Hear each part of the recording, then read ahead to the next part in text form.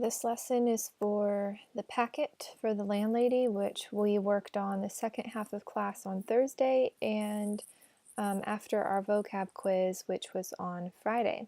So if you don't have this packet, you can go to the About section in Google Classroom, scroll down, and click on Maloney Landlady Figurative Language 2016. Okay, you'll need to make yourself a copy of this document by going to File, Make a Copy, unless you have your own packet from getting it in class. Okay, part 1, motif. Now, if you'll remember, and if you're already done with part 1, you can just fast forward. So if you'll remember, we talked about motif a couple weeks ago, and a motif is an idea word that appears throughout the story over and over in order to convey a message. And this message could have to do with something about a character, the theme, the central idea.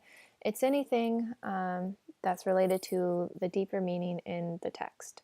So we've got a couple motifs going on in our story. And what you're going to do is you're going to choose one from the 3 that I talk about, and you will write that motif here.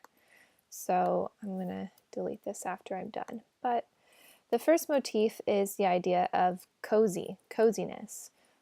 So throughout the text, we have this repeated idea that the landladies created this cozy bed and breakfast. Everything seems really inviting, almost too good to be true, which it is.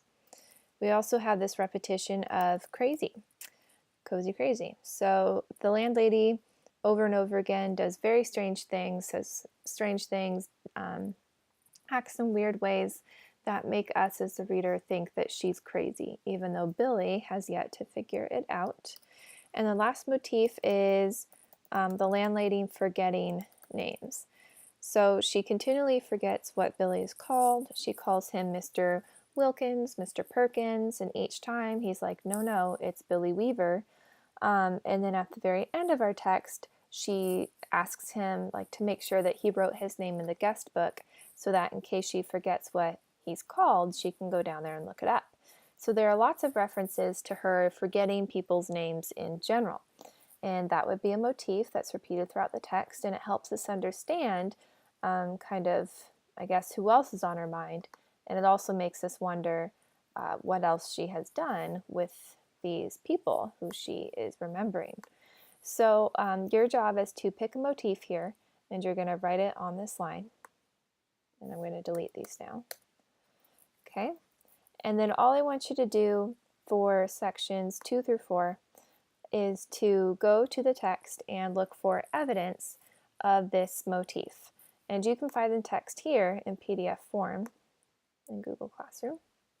Okay, so you will find that example of the motif. I want you to quote it, and I want you to cite it correctly.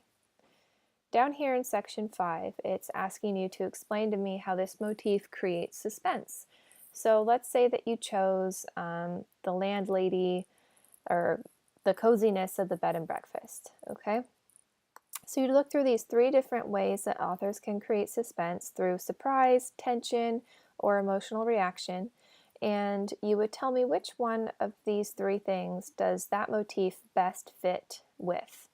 So if I hear that, she's making the bed and breakfast seem really cozy, and then at the end I learned that actually it's a place where you're going to die, those 2 things are not exactly the same. So that for me is contrast, and that surprises me.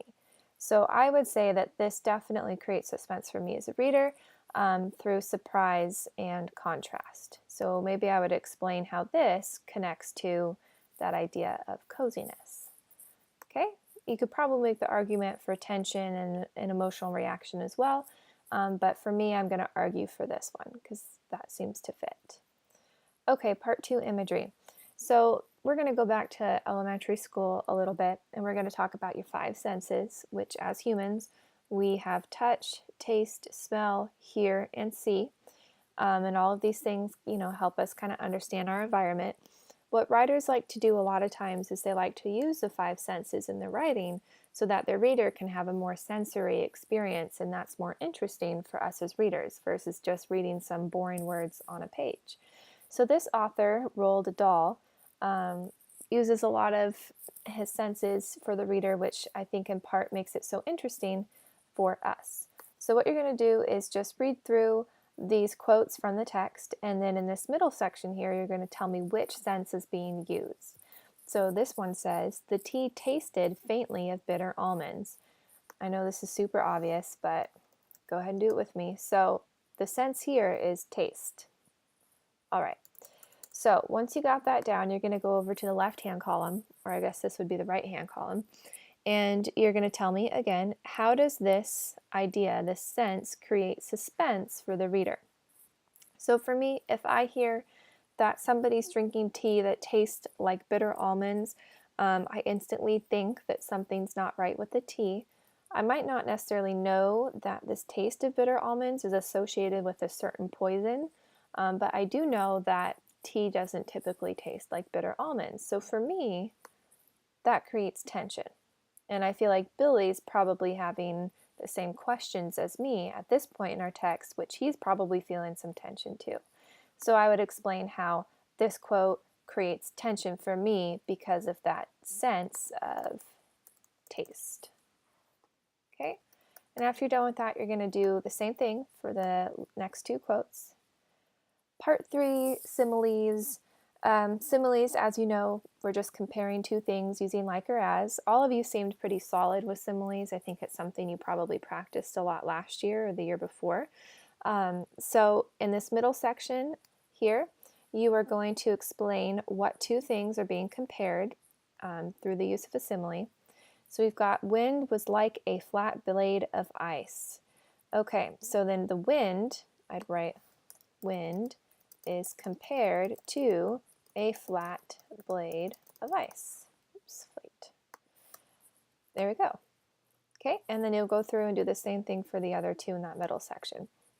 And so then I'm being asked, why did the author choose to use that figurative language to move the story forward?